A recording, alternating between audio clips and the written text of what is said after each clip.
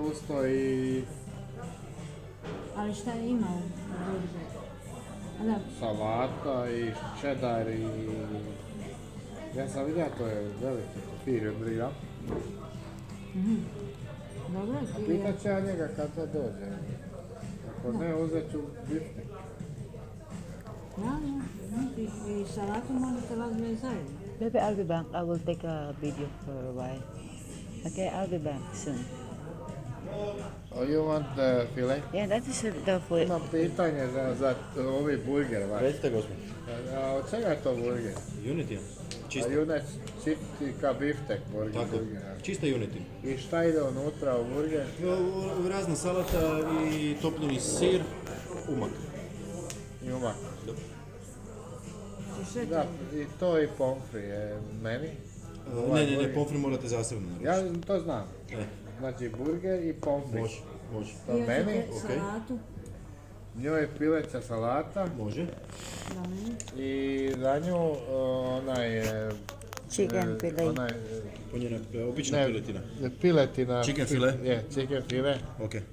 A salatu? With I baking, jednu baking mješanu potato. salatu Može. možemo mi Može, pojesti. može. Nešto za Nemojte je začiniti, samo da činimo. možemo posoliti. Da popit? Štaš po? A ja ću kolu, da znaš odmah. I Ja ne. Coca-Cola. Ja. Mi ćemo dvije kole, a A, od što nije gazirano. Imam sok od naranđe, jabuke, ananasa, Onda sok od ananasa. od ananasa. Može. she will drink a pineapple Juice. So guys, ito na yung door. Lalabas muna tayo para mag-videos tayo. Oh, konting baby, oh. Kasi pauwi na kami bukas. Dahil nga sa nangyari sa kapatid ko. So, iikot tayo dito. Nang makita natin to. Yan. May mga, malapit lang sa amin to eh. So, kung natatandaan nyo, pag umiikot ako din eh. Ay, may aso siya, oh.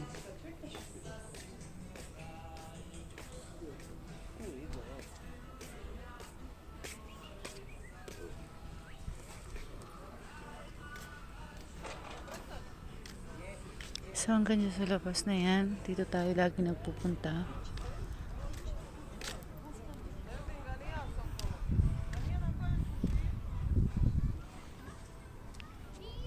So hindi mo na ako babalik dito dahil nga marami akong dapat ayusin.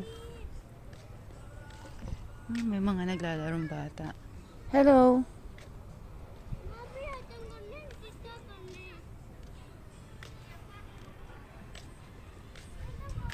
So, hindi na natin nahintay lumaki tong ating tahong dini. Ayan, maliliit pa rin sila. Dahil nga sa kailangan na natin umuwi sa nangyari sa kapatid ko. Pero pwede na yun, malalaki-laki na rin pala kahit pa paano. So, ayan, malamig na. Pero naka-t-shirt lang din ako.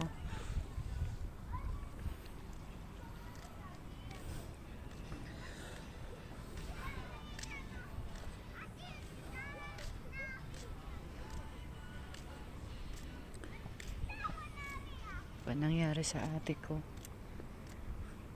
Aga naman. Tingnan niya ako nahintay umuwi.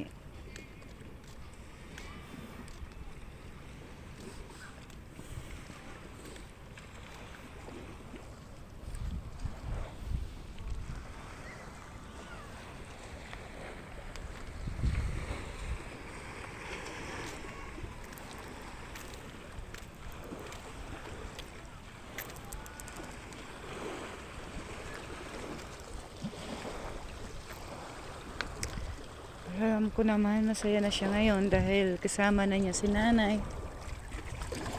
Tsaka si tatay at si kuya. Pero sana kahit na masaya siya ngayon, sana hindi naman niya muna kami iniwan kaagad-agad kasi sobrang bata pa ni Christian.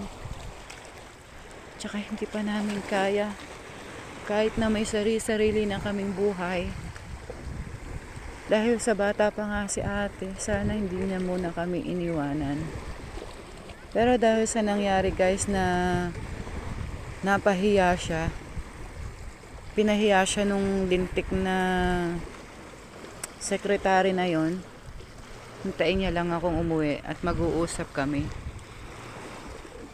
Hindi ko papalampasin to guys.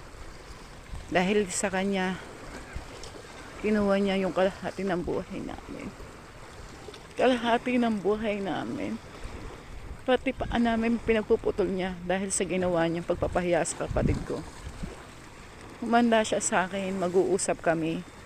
Siyempre dadaan natin sa legal matter, hindi po pwede naman yung ano. Kikita pa rin kami. Lapit na. Lunes, nandyan na ako sa Pinas. Malaman niya yung ginawa niya sa kapatid ko. Dapat public servant siya. Hindi siya dapat nagsasalita ng hindi maganda sa kapwa niya dahil sabi niya para sa buong San Ildefonso lang daw yon. Bakit ano ba ang barangay Malipampang? Bakit tatawaging munisipyo? Kung munisipyo lang yun at walang barangay na kasama.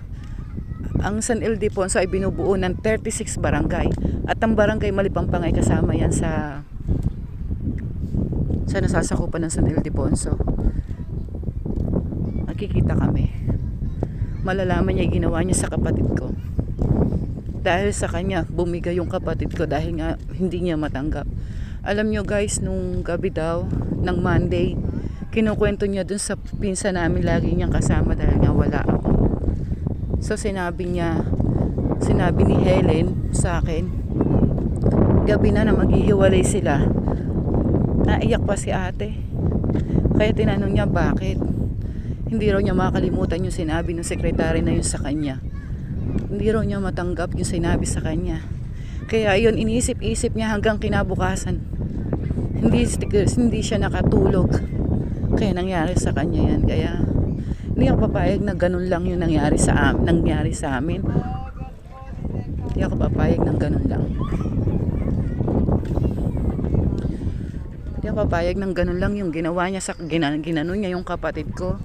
Nasa humagtong nga sa ganyan. Hindi ako papayag. Magkikita kami.